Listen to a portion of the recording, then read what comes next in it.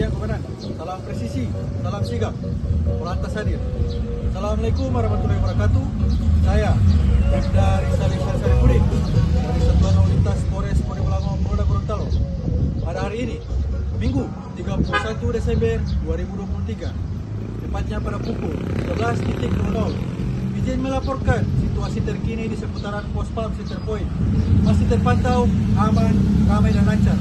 Seperti yang kita lihat dari arah Kabupaten Ponegolango menuju ke Kota Gorontalo masih terpantau aman, ramai dan lancar. Kendaraan didominasi dengan roda 2, roda 3 maupun roda 4. Saya menghimbau kepada masyarakat agar tertib berlalu lintas dan selalu menjaga keselamatan. Demikian yang dapat saya laporkan dari Pospam Center Point. Salam presisi, salam sigap. Polantas hadir. Assalamualaikum warahmatullahi wabarakatuh.